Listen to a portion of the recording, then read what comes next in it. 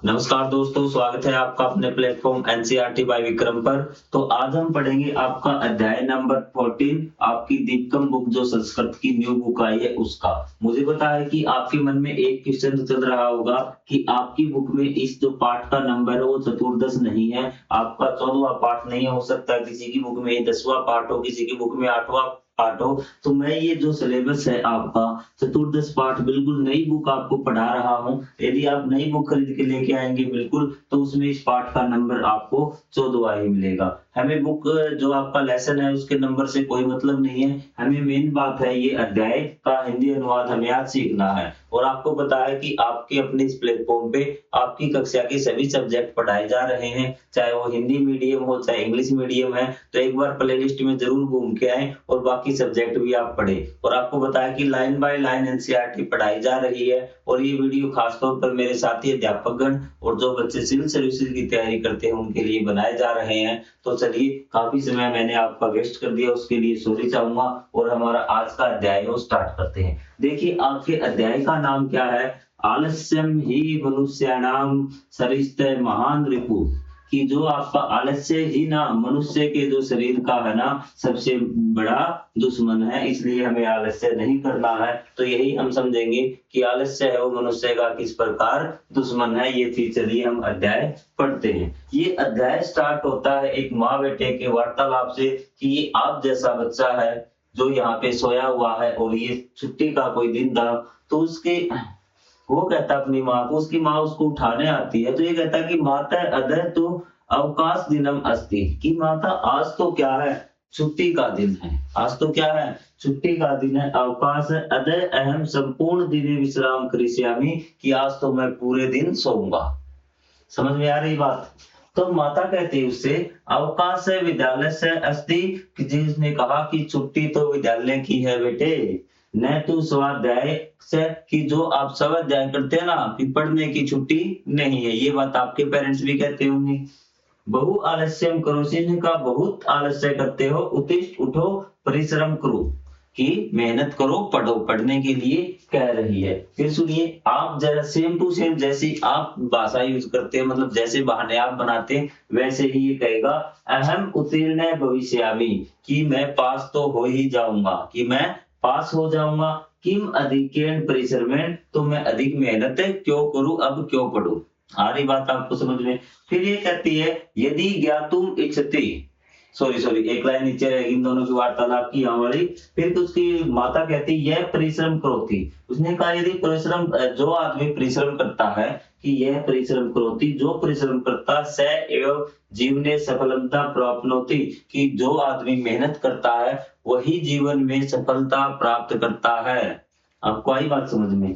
परिश्रम एवं एवं मनुष्य से मित्रम अस्ति, की मेहनत ही मनुष्य का क्या है, मित्र है। आलस्यम तु शत्रु इव अस्ति, जो आलस्य है वो तो क्या है, दुश्मन है, वो तो दुश्मन के समान है। आपको आगे बात समझ? अभी बच्चा कहता है उसकी मम्मी ने कहा कि ये तो क्या है, जो आपकी मेहनत है ना, परिश्रम जो करोगे वो आपके मित्र के समान है और आलस्य आपका दुश्मन है। तो कहता है तत्कथम माता, तो वो कैसे, मुझे समझ में नहीं आया। तो उसकी माता कहती यदि ज्ञातुम इच्छति, यदि तुम्हारी जानने की इच्छा है, तरही एताम कथाम पठ, तो ये कथा पढ़िए। तो आपकी भी जानने की इच्छा है, मेरी भी जानने की इच्छा है, तो क्यों न फिर कथा को पढ़ा जाए। तो आइए अब कथा को पढ़ना स्टार्ट करते हैं। तो ये देखिए आपकी कथा यहाँ से स्टार्ट होती है। चीजें क्लियर आपको दिख रही होंगी बोर्ड पे? थोड़ा सा जूम कर देता हूँ आपको और दिखाई दे जाए। एकस्मिन् विशाले ग्रामे कश्चन भिक्षुकः आसीत्, कि एक विशाल गांव में, इसमें कश्चन मतलब कोई एक, कि कोई भिखारी था भी, ठीक है। यद्यपि स उन्नत दृढ़काय च युवक, और वो क्या था कि वह उन्नत दृढ़काय और युवा था, मतलब जवान था। वो लंबा, अच्छा लंबा तगड़ा था, ठीक है, शरीर से बलवान था और जवान था। आपको आगे बात समझ में?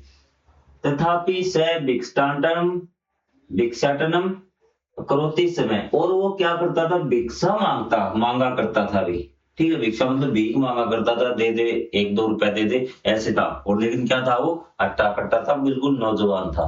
आपको आगे बात समझ में? मार्गे यह कोई मिलती तम स कथेति, कि मार्गे में उसे कोई भी मिलता तो उसे वो क्या कहता था, क्या कहता है जो भीख मांगने वाला, कृपया भिक्षाम यच्छतु, कृपया भिक्षा दे दो भी, ठीक है, डाल दो या दे दो, ठीक है। दरिद्राय दानम करोति, यदि दरिद्राय मतलब गरीब को दान करोगे, पुण्यम प्राप्नोतु, कि आपको पुण्य की प्राप्ति होगी, ठीक है, आपको धर्म होगा भी, इति ऐसा वो कहता था। केचन जना तस्मै, कुछ जना कुछ व्यक्ति, तस्मै धनम यच्छन्ति, उसको धन दे देते थे, भिक्षा दे देते थे, ठीक है।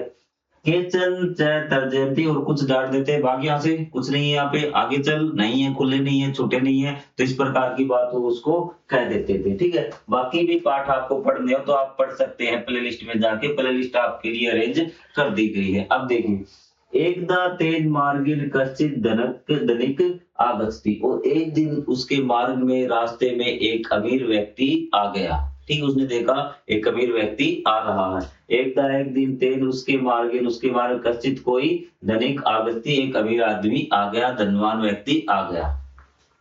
स भिक्षुक मनसी एवं चिंतयति, वह भिक्षुक मन से एवं मन ही मन सोच रहा था कि आज तो क्या है, खूब माल मिलेगा, क्या सोच रहा था, देखिए, सह विषय मन से चिंतयति, कि मन ही मन चिंता कर रहा था, मतलब सोच रहा था, अहो मम भाग्य, इसने कहा अरे मेरा भाग्य है, ये तो क्या है, मेरा भाग्य है, आज तो बड़ा खुश हुआ हूँ। अतः अहम प्रभुतम धनम प्राप्नोमि इति, और उसने कहा कि उसने ऐसा कहा, क्या कहा कि आज अहम मुझे प्रभुतम मतलब बहुत ज्यादा धनम प्राप्त होती, कि धन बहुत ज्यादा प्राप्त होगा। चीजें क्लियर है यहाँ तक।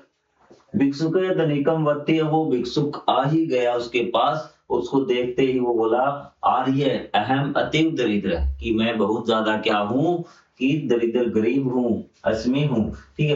कृपा दानम करोति, कि कृपा करके दान करो, उसने ऐसा कहा, इति मतलब उसने ऐसा कहा। धनिक तम पृष्ठवान, धनिक उसको देख के भी, ऊपर से नीचे तक देखा, ये तो बड़ा तगड़ा, उसको देखकर बोला, ठीक है, वो समझदार व्यक्ति था, धनवान व्यक्ति था, उसको देखकर बोला भी, या फिर तम पृष्ठवान, उससे पूछा, ठीक है, तम किम इच्छति, कि तुम्हारी क्या इच्छा है भी, ठीक है, धनिक ने उससे पूछा कि तुम्हारी इच्छा क्या है। आर्य अहम प्रभुतम धनम इच्छामि, तो वो कहता है कि हे आर्य, मुझे तो क्या चाहिए, धन चाहिए भी, ठीक है, प्रभुतम मतलब बहुत धन चाहिए। इति सविनम उक्तवान, और ये वह बड़े विनम से बोला, आदर के साथ बोला उस धनिक व्यक्ति से, कि मुझे तो धन चाहिए, गुस्से में नहीं बोला, वो बिल्कुल प्यार से बोला भी। तदा धनिक वदति, तब वो धनिक आदमी से बोला, अहम तुभ्यम सहस्त्रम रुपयकाणि यच्छामि, मैं तुम्हें 1000 रुपए दूंगा भी, सहस्त्र मतलब कि 1000 रुपए दूंगा। तवम महम तव पादो यच्छ, कि तुम मुझे तुम्हारे पाव दे दो, दोनों क्या दे दो, पाव दे दो, मैं तुम्हें 1000 रुपए दे दूंगा भी, ठीक है।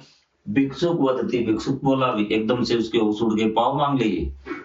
अहम मम पादो तुभ्यम कथम ददाति, कि मैं मेरे पाव तुम्हें क्यों दे दूं।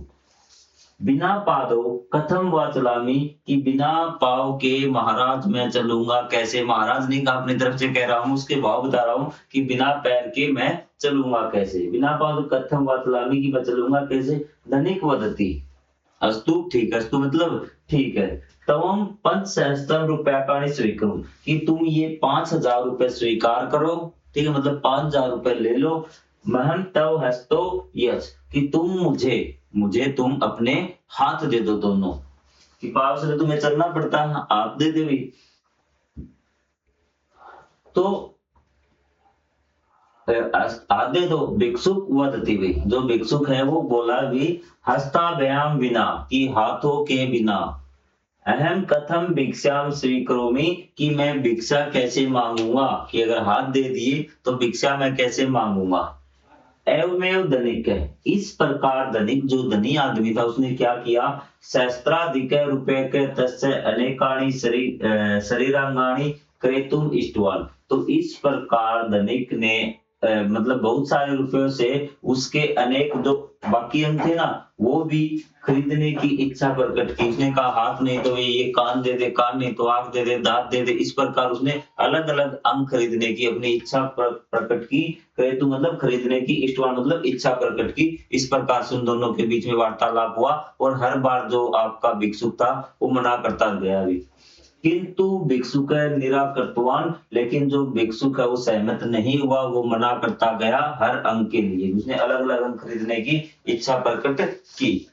तो यहां से देखिए, तदा धनिक उत्वान, तब धनिक बोला। वे कई बार हो गई उसको ये वार्तालाप करते समय, तो उस धनिक उसको बोला पश्य मित्र की देख भाई, ठीक है, मित्र मतलब देख दोस्त, तव समीपे एवं सहस्त्राधिक मूल्यानि वस्तुने सन्ति, कि तुम्हारे पास हजारों रुपए की क्या है वस्तुएं हैं, मतलब कि जो तुम्हारे अंग है ना वो बहुत मूल्यवान है, हजारों रुपए की तो क्या है तुम्हारे पास वस्तुएं हैं।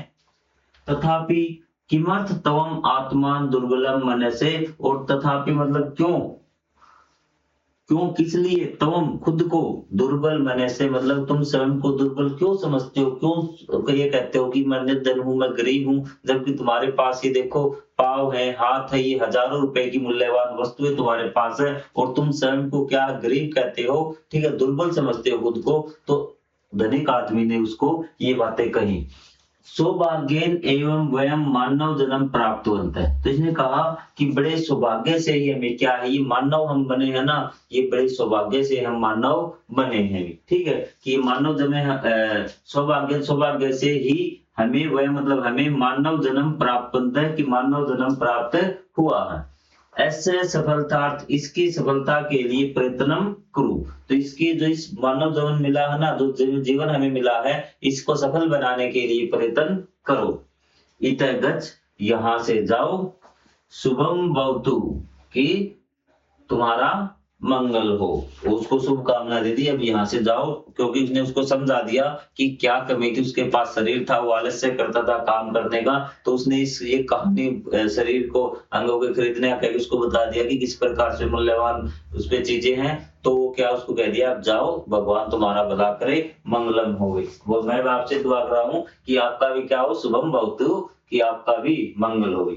तस्मात् दिनात्, उस दिन के बाद या फिर उस दिन से भिक्षुके भिक्षाटनम त्यक्त्वा परिश्रमेण धनार्जन कृत्वा, तो उस दिन के बाद भिक्षुक ने क्या किया कि जो भिक्षा मांगना त्यक्ता मतलब त्याग दिया, छोड़ दिया, आज के बाद भिक्षा नहीं मांगे।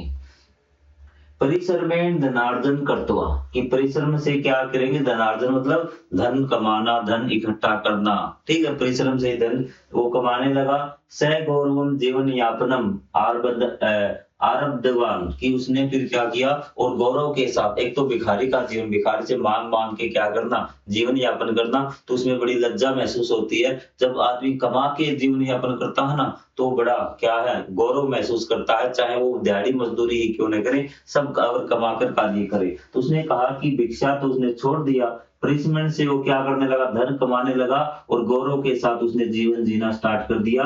गौरव मतलब गर्व के साथ, गौरव ये मतलब किसी आदमी का नाम था, ठीक है, तो उसने गर्व के साथ जीवन जीना स्टार्ट कर दिया। अतः एवं सजना वदति, कि इसीलिए ही सजन जो आपके बुद्धिमान पुरुष है उन्होंने क्या कहा है, आलस्य ही मनुष्याणाम सरिष्ठो महान रिपु, कि आलस्य ही क्या है, मनुष्य के शरीर का महान दुश्मन है। नास्ति उद्मेन समो बंधु कर्तवा यम नाम सिद्धति, कि जो आदमी उद्मेन करता मतलब परिश्रम करता है वो कभी भी दुखी नहीं होता, ये इस श्लोक का मतलब है। तो ये देखिए आपका हट्टा कट्टा काम करने लगा, ये अमीर जाने लगा, ये सारी चीजें एक बार इसका समझ लीजिए। आलस्य मनुष्याणाम शरीर स्थित महान शत्रु, कि आलस्य क्या, मनुष्य के शरीर में स्थित महान दुश्मन, जो उसके अंदर छिपा हुआ है, हमें आलस्य शरीर के अंदर ही दबा के रखना, उसको बाहर नहीं आने देना है। ये तो ही आलस्य कारणात् कार्याणि सिद्ध्यन्ति, और उसी आलस्य के ही कारण क्या है, हमारे कार्य पूरे